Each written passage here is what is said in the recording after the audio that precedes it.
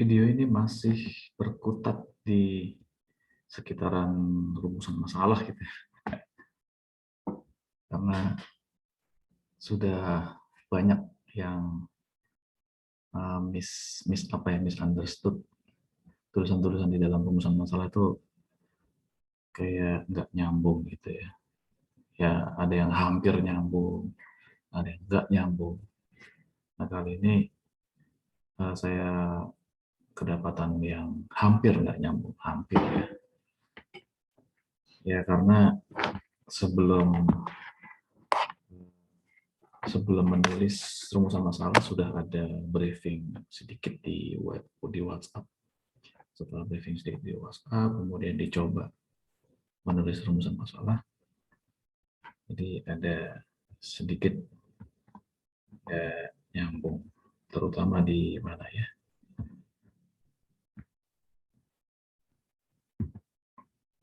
Di sini ya, di rumusan masalah ini ada. Ingat ya, rumusan itu adalah cara kerja dan ini adalah masalah. Nah, di sini masalahnya keterlambatan bahan baku dan keterlambatan produksi. Nah, masalah ini contohnya karena belum adanya pengukuran kinerja. Nah, terus kalau pengukuran kinerjanya ada, apakah menjadi tidak terlambat? Apakah menjadi produksi tepat waktu? Gitu. Jadi hampir nggak nyambung. Sebenarnya ya bisa, pengukuran kinerja bisa untuk membuat produksi tepat waktu, tapi ada missing link gitu. Missing link antara pengukuran kinerja ya PK, sama misalkan keterlambatan produksi sama KP. Itu missing link-nya apa? Jadi di sini harusnya metode yang khusus untuk ini, khusus untuk memperbaiki gimana caranya terlambatnya itu diperkecil, yang tadinya terlambat 100 menit menjadi terlambat 5 menit aja gitu. Ada metodenya ya, banyak, nggak usah saya ceritain ntar out of topic. Nah, terus apa hubungannya PK dengan ini? Katanya ya itu tadi, karena missing ini kan ya maklum aja kalau nanya gitu ya, apa hubungannya. Nah, maksudnya pengukuran kinerja ini kan, maksudnya dia ini kan dari berbagai banyak fungsional. Apa sih yang dimaksud dengan fungsional? Fungsional itu seperti sales, marketing,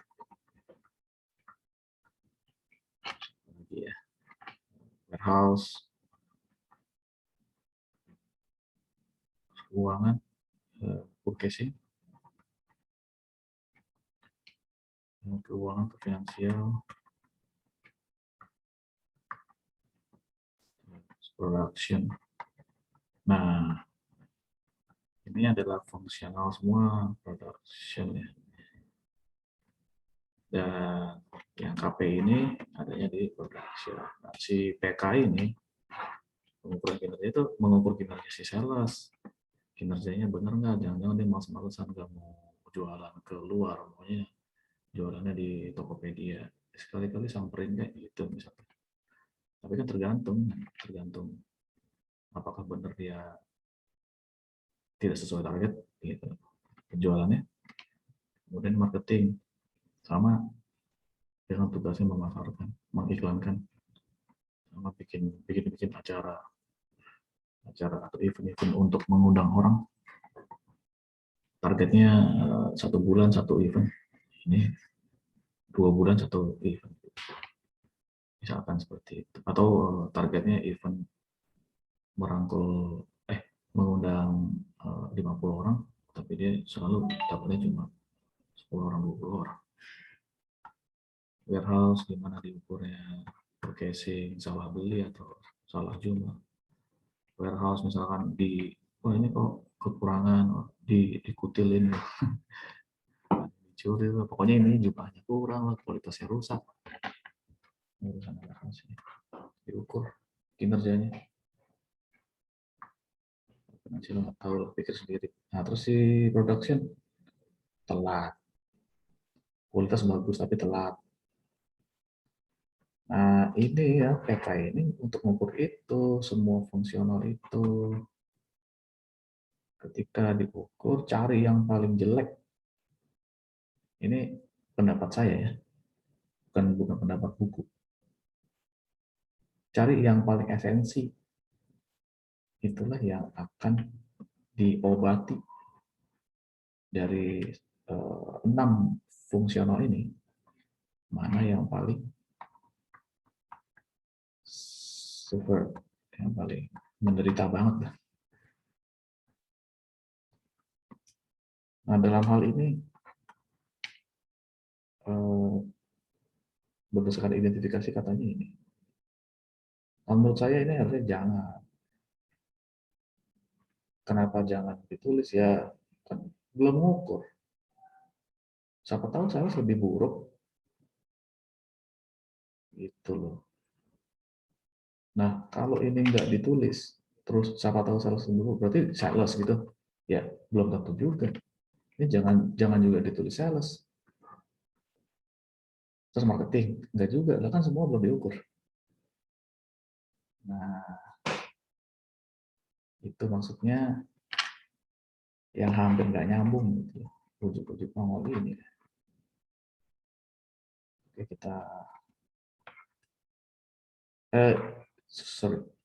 Jadi nulis apa dong? Kalau semuanya nggak ada, itu pertanyaannya. Jadi tulis apa dong? Tulislah mengapa butuh PK. PK ini kan ternyata metode juga. Metodenya ada skor. Kalau ya pengukuran produksi OEE. OEE itu overall equipment effectiveness, keefektifan peralatan semua, seluruh overall. Ada alat apa aja ya? Ada mesin 1, mesin 2, mesin 3 sampai mesin 20 misalkan. Ini lain-lain ini mesinnya. Ya misalkan mesin bubut, mesin las, mesin bubutnya aja ada macam-macam gitu misalnya. Mesin bubut, mesin potong pakai laser loh, pakai apa namanya air dan seterusnya, pakai plasma gitu. Nah, masing-masing ini kan punya target, nah, punya kapasitas terinstall, misalkan kapasitasnya bisa 20 cm per menit. Lah, ini kok cuma 10 cm, kenapa? Berarti nggak efektif. Nggak efektif. Nah, dari ini semua diukur, mana yang paling nggak efektif. Nah, yang paling nggak efektif itulah yang dibidik. Selalu kata kuncinya adalah paling. Ya benar, paling. Tapi kalau di OE ini kan yang paling jelek. Nah, kalau di kinerja perusahaan PT XYZ, apakah ini yang paling jelek? Belum tentu. Maksudnya, meskipun ini paling jelek, tapi ternyata dia tidak mempengaruhi keuntungan gitu loh. Jadi maksudnya lebih baik yang paling mempengaruhi keuntungan perusahaan. Tetapi kalau mau nah ini dia, mau di Kusnadi. Dan kalau ingin diarahkan gitu, supaya jangan ke arah keuntungan tapi lebih ke arah ya KPI. KPI ini Key Performance Index. Kalau mau ke arah KPI, ya cari KPI yang paling jelek. Itu yang diperbaiki, yang dibidik. Tapi kalau cari yang paling merugikan, itu yang dicari. Mana yang paling merugikan antara sales sama produksi. Paham ya? Jadi Sekali lagi, terus mau nulis apa nih?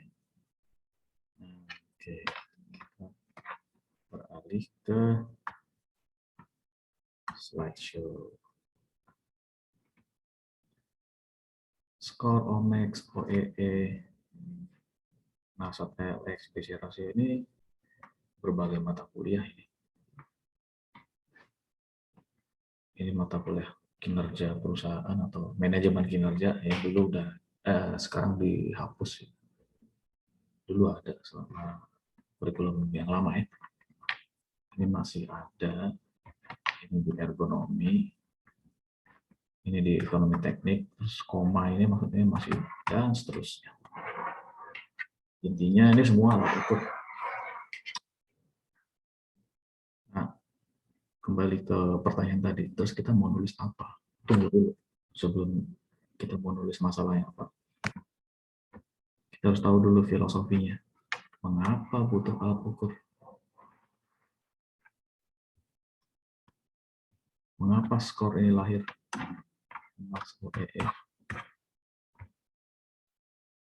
Oke, apa yang saya katakan ini bisa dibantah. Oke, ini berdasarkan apa namanya ya, logik, masing-masing logik, logik saya, logik Anda, logiknya atau logiknya Prof. Bujawa. Ya, saya belum membaca, mohon maaf ya. Saya belum baca bukunya. Jadi filosofi mengapa butuh alat ukur? Kalau Prof. Bujawan kan khusus perusahaan. Kalau saya karena ini filosofi, jadi nggak hanya perusahaan gitu maksudnya. Saya ingin juga mengambil contoh mobil sama kesehatan. Ini yang paling gampang dicerna daripada perusahaan. Oke, sekarang filosofinya mengapa butuh alat ukur? Jika tidak ada alat ukur, maka ada dua hal yang akan terjadi. Proses desain berhenti, atau proses improvement. Nah, desain di sini kan apa hubungannya sama perusahaan? Gitu. Makanya saya pakainya mobil atau kesehatan. Mobil. Jadi sebenarnya nggak hanya proses desain, ini ada banyak, ada desain, improvement, ada proses apapun yang membutuhkan alat ukur, proses apapun itu. Kalau di mobil, alat ukur itu kan dashboard di mobil ya. Dashboard itu isinya ada bensin, fuel, speed, temperatur, tekanan oli, oil, RP. Ini yang basic itu fuel, speed, temperatur. Nah, ini yang basic. Alat ukur ini, ukur bensin ada tinggal berapa. Itu alat ukur. Nah, terus katanya proses desain, proses improvement. Apa hubungannya sama mobil? Nah, proses apa? Ya proses operasional. Emang operasional apa? Misalkan injak gas, injak pedal, itu kan tindakan. Injak rem, itu tindakan. Injak kopling, itu tindakan. Tergantung dari RPM. Oke, sampai situ dulu. Proses desain ataupun improvement, itu dipaksa. Oke, kalau yang nomor satu tadi, berhenti. Nah, kemungkinan, kan ada dua nih. Kemungkinan yang kedua, jadi paksa berjalan dengan pengukuran intuisi, perasaan. Oke, misalkan RPM-nya nggak ada, terus kamu nekan koplingnya kapan? Itu pakai perasaan kalau RPM-nya rusak atau nggak ada pengukuran. Di motor laki, ini motor kopling, kapan kamu tarik kopling itu? Kalau RPM-nya nggak ada. Di motor apa ya? Di motor-motor lama itu dia cuma speed doang. Oke. Motor klasik ya. zaman perang dulu atau Honda C75. Terus filosofi, mengapa butuh alat ukur? Ya untuk memberi tindakan dengan tepat. Tindakan tadi kan udah saya contohkan tadi. Kalau mobil atau motor, tindakan apa? Injek rem, injek kopling, injek gas, itu tindakannya. Oke. Tapi tindakannya dengan tepat. Nah, kalau RPM-nya nggak ada, injek koplingnya tepat nggak? Jangan-jangan terlalu awal jadinya mesinnya apa istilahnya, knocking, otok-otok gitu, atau tersendat-sendat karena nggak cukup tenaganya, torsinya nggak cukup. Terus bagaimana dengan kesehatan? Nanti ada di paling bawah. Dalam proses desain, yaitu tindakan apa? Menggambar dengan tepat dalam proses desain.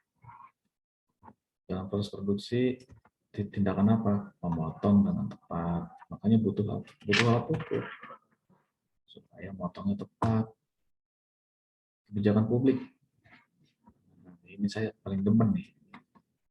Apa kebijakan publiknya? DP 0%. Apa tindakannya? Ya ini kan tindakan nih. Memberi DP 0%. Tapi tepatnya, apakah si Anies itu pakai alat ukur? Ya oke lah, pakai alat ukur pasti. Tapi alat ukurnya intuisi. Atau metode ini ya.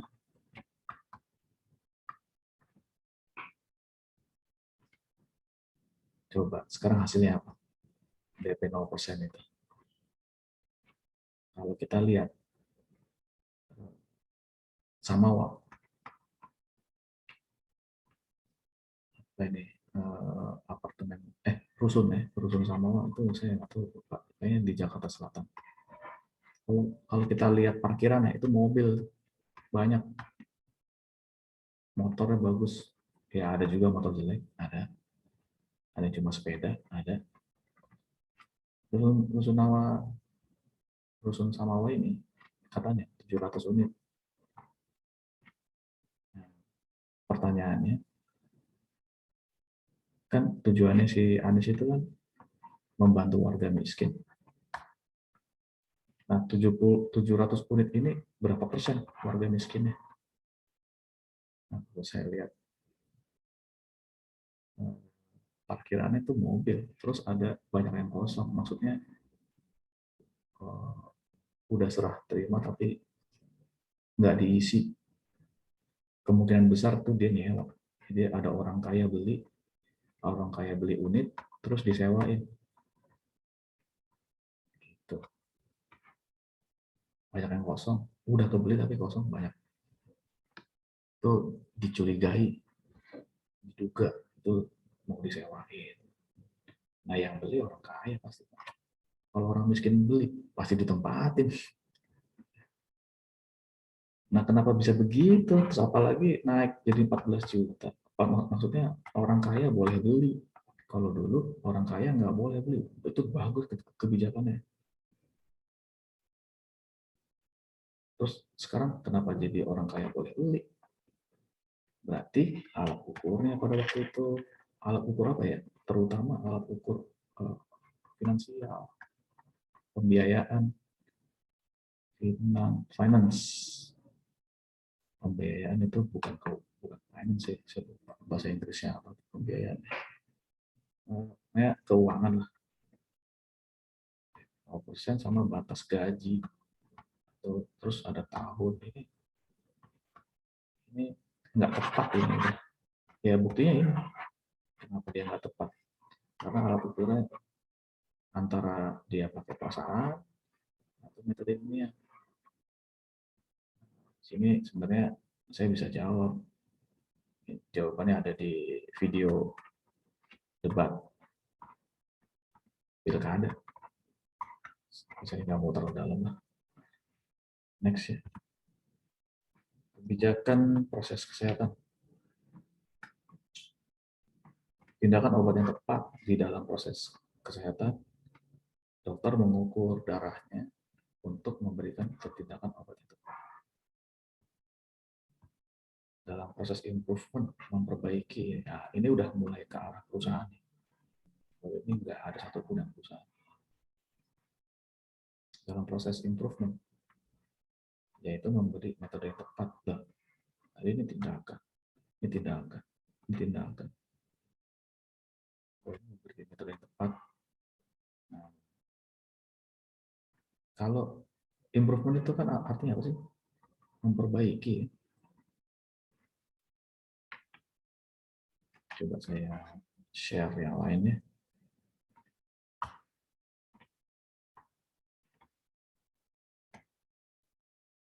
Nih, bisa baca nggak? Yang di highlight. Yang terakhir aja. Dengan melakukan perbaikan. Oh, improvement nih.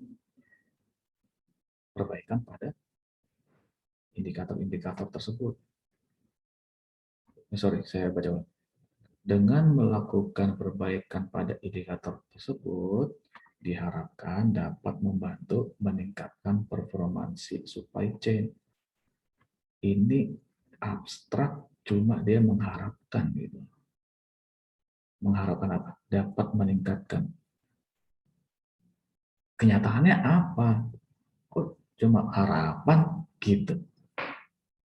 Nah, di sini dia kenyataannya cuma menceritakan ada setelah diukur ternyata ada 4 indikator kinerja yang perlu segera mendapatkan tindakan perbaikan, improvement, yaitu penyimpangan peramalan, jumlah pemasokan bahan baku, ketidaksesuaian bahan baku dengan spesifikasi, dan jumlah komplain dari konsumen. Itu adalah indikator kinerja supply chain. Itu perlu segera mendapatkan perbaikan. Dan itu adalah kenyataan. Nah, masalahnya apa? Solusinya apa? Masalahnya. Jadi harapannya apa, kenyataannya apa, masalah apa, solusinya apa. Di sini dia menuliskan perlu mendapatkan tindakan perbaikan. Ya berarti kan artinya belum diperbaiki. Berarti solusinya belum ada.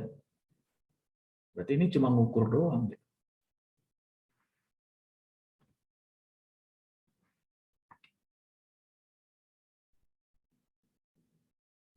Oke, ini ya tim saya bahas lagi ya. Ini tuh skripsinya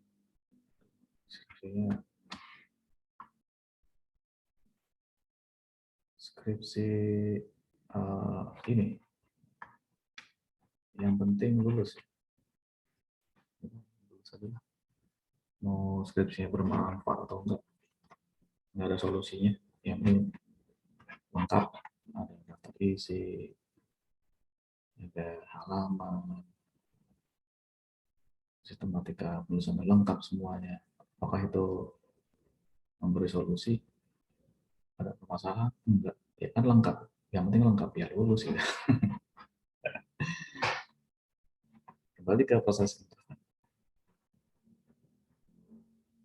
Yaitu memberikan metode yang tepat. Ya tadi katanya 4 indikator, salah satunya adalah penyimpangan peramalan. Metodenya tepat apa untuk peramalan? Ya forecasting, apa sih itu? Metode time series itu, yang ada average, double moving average, itu metode yang tepat dalam proses improvement. Terus ada lagi tadi jumlah tidak tepat dan lain-lain lah. Ya, saya lupa, pokoknya ada 4. Setelah diukur kinerjanya, ditemukan KPI yang perlu tindakan perbaikan gitu katanya. yang abstrak tadi. Nah, dengan demikian diharapkan meningkatkan dengan adanya perbaikan pada indikator-indikator tersebut, gitu katanya. Diharapkan mendapatkan peningkatan SCM. Loh, kok diharapkan? Masih mentah ini. Oke, kembali ke sini deh. Ya. Mengapa butuh alat ukur? Gitu loh. Apa hubungannya dengan rumusan masalah? Apa hubungannya dengan rumusan masalah? Tunggu sebentar. Yang ini udah menjawab belum? Sebenarnya ini nanti ada, ya. Ini hanya alasan-alasan mengapa, tapi nanti jawaban yang lebih spesifik nanti ada di sini. Apa hubungannya dengan rumusan masalah? Nah, to the point. Daripada saya ngomongin ngalur ngidul atau hubungannya baik-baik saja atau musuhan, lupa aja. Apakah tindakan improvement oleh XYZ meleset? Siapa ini PT XYZ ini? Yang tadi ya, yang ada di PDF. Ya, nih. Ini PT XYZ.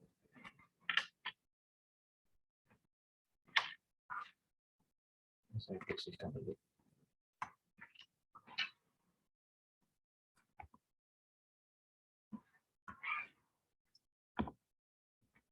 Ini apa sih PT XYZ-nya? Terus apakah improvement PT XYZ meleset?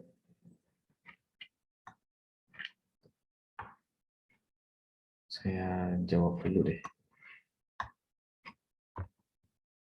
Jika meleset,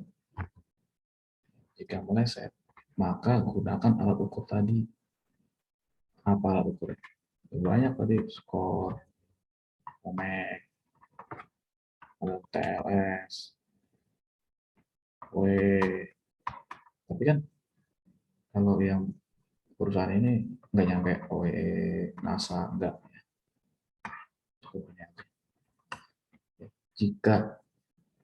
Jika tindakan yang meleset, tindakan apa? Tindakan improvement yang meleset, maka gunakanlah skor. Apa sih yang dimaksud dengan meleset? Waduh, udah saya hapus tadi ya. Masih ingat nggak tadi yang di sini ya? Yang saya nulis sales, fungsional.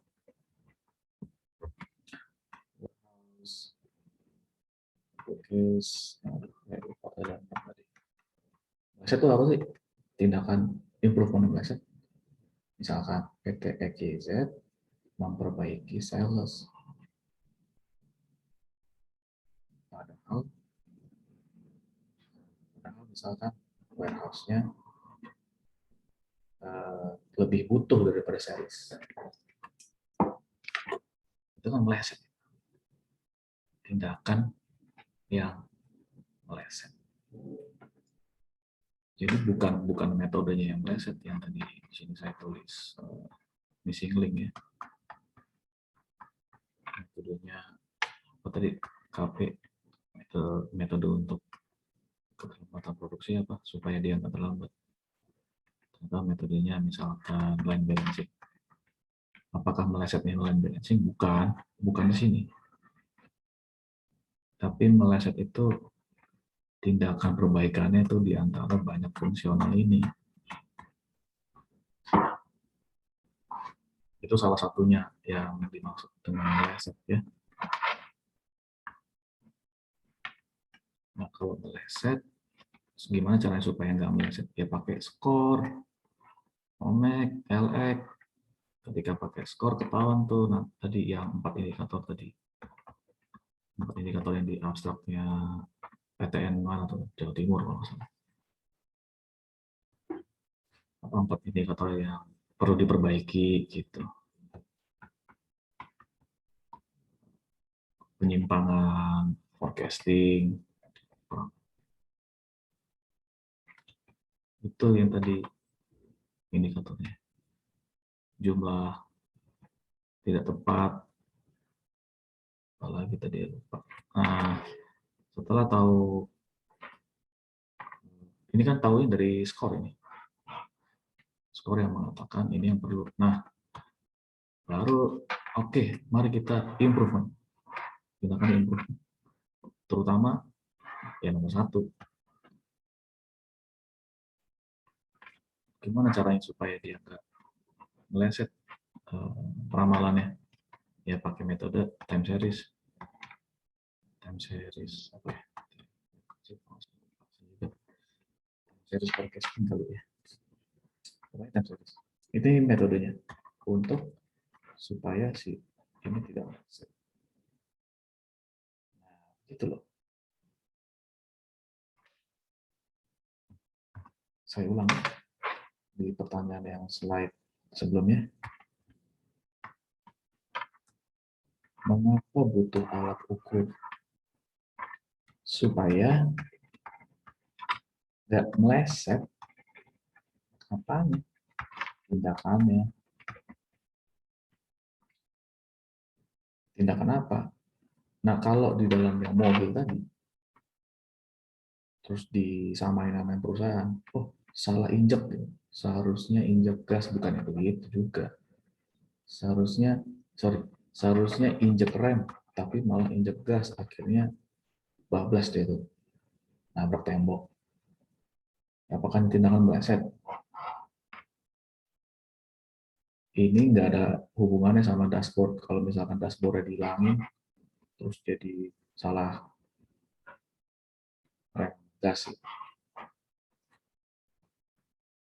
Ya itu tadi yang saya katakan, salah satu definisi meleset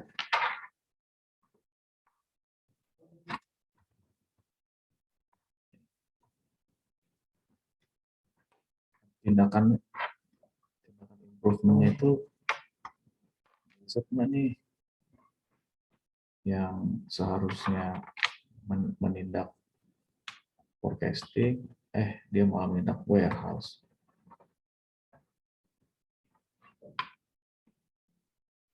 Jika tidak meleset, untuk apa ngukur-ngukur? Oke, itu to the point. Nah, yang nggak to the point-nya, ada pertanyaan. Apakah PT EGZ melakukan tindakan improvement atau enggak? Atau cuek aja? Nah, itu lebih parah lagi. Bukan lebih parah, maksudnya nggak ada hubungannya sama alasan. Ini nggak ada hubungannya sama alasan mengapa butuh alat ukur. Karena PT EGZ tidak melakukan tindakan perbaikan. Lah apa hubungannya? Berarti nggak sampai sini. Orang tidak melakukan PT EGZ nggak melakukan tindakan perbaikan kok butuh alat ukur, kan sama kayak dokter. Dokter tidak melakukan perbaikan. Dokter tidak melakukan perbaikan tuh kayak ngasih obat lah misalnya. Dokter tuh nggak ngasih obat. Terus untuk apa ngukur-ngukur gitu? Ngukur darah untuk apa? Orang dia nggak ngasih obat. Tidak ada niatan untuk memperbaiki. Tidak ada niatan. Ya itu kalau kesehatan ya. Nah kalau perusahaan, selama ini perusahaannya pernah nggak melakukan tindakan improvement? Kalau nggak pernah melakukan tindakan improvement,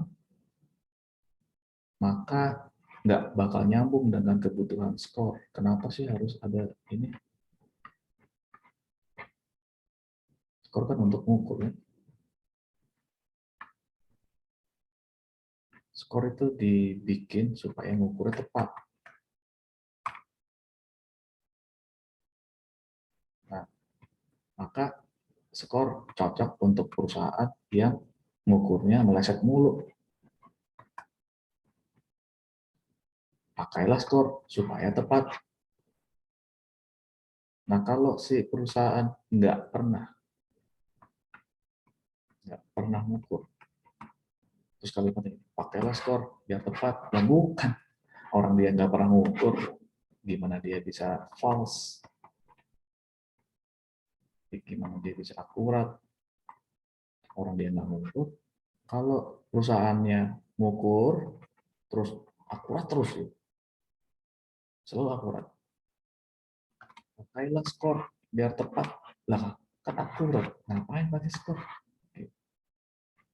Makanya kalimatnya lebih baik ini, mengukur, tapi dia salah terus ukurannya. Maka gimana supaya nggak salah? Pakailah skor. Mau pakai skor kayak omek kayak TLS kayak tekek kayak, ini semua lahir karena demi ketepatan. Kalau perusahaannya tidak mengukur, ya masalahnya di mana gitu.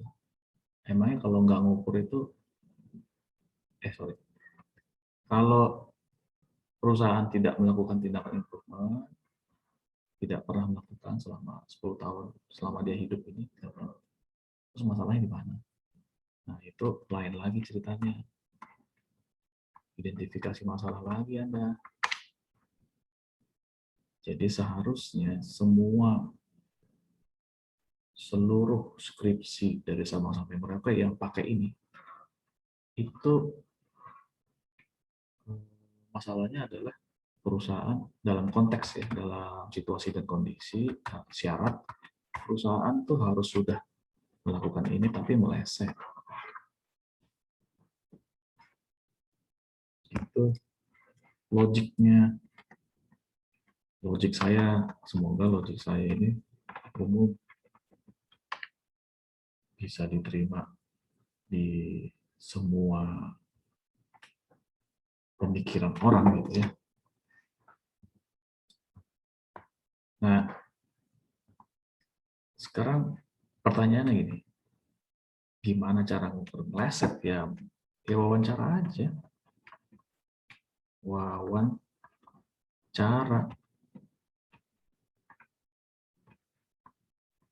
Ya kenapa wawancara? Karena ya memang kalau datanya susah didapat, ya berdasarkan wawancara aja. Kalau data gampang didapat, ya kalau datanya susah didapat kan wawancara. Nah, kalau gampang didapat datanya, nah pertanyaannya sekarang datanya apa?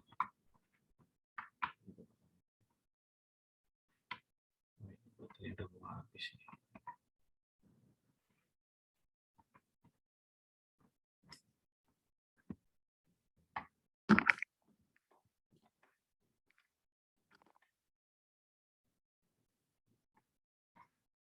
Untuk sementara ini saya pakai logic yang umum lagi ya.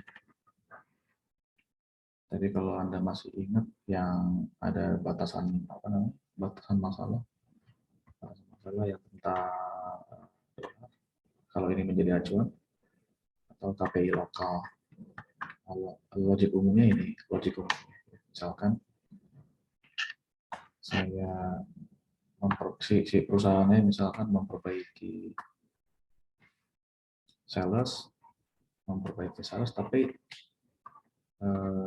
ini naiknya cuma dikit gitu loh. KPI-nya si sales diperbaiki tapi ya keuntungannya cuma naik, keuntungan perusahaannya cuma sedikit naiknya. Itu logika umum ya. Berarti dia salah. Siapa sih salah? Si PT XYZ ini salah memperbaiki. Karena ternyata sales itu bobotnya kecil ya. Bobot apa? Yang berhubungan, yang berkontribusi dengan ternyata apa? Purchase ini salah beli mulu, akhirnya banyak yang nggak kejual. Seperti itu data yang kalau data yang mudah didapat. Tadi logiknya ya. Nah, logiknya ini tadi. Jadi berdasarkan wawancara, saya sudah memperbaiki ini, tapi keuntungannya cuma sedikit. Kalau wawancara tadi yang susah ya. Kalau yang gampang ya berdasarkan wawancara juga, tapi kita yang ambil datanya. Datanya tuh ada gitu, disediakan. Kalau datanya nggak disediakan, ya mau nggak mau cuma berdasarkan wawancara lisan aja, tanpa data. Itu yang dimaksud dengan meleset tadi ya. Bagaimana caranya tahu ini meleset atau enggak? Ya wawancara. Ini yang paling gampang. Yang paling susah ya data, tapi ini kuat. Dia kuat. Skripsinya kuat. Skripsinya bisa dipercaya. Nggak cuma ngemeng doang gitu. Tapi no problem sih, sebenarnya skripsi itu kan ada penilaian kan 100 sampai 0.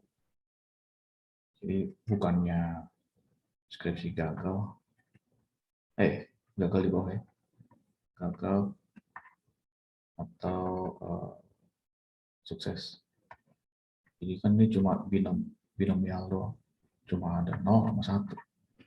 Sementara skripsi ini enggak kayak begitu, dia tuh ada juga ya 80, 70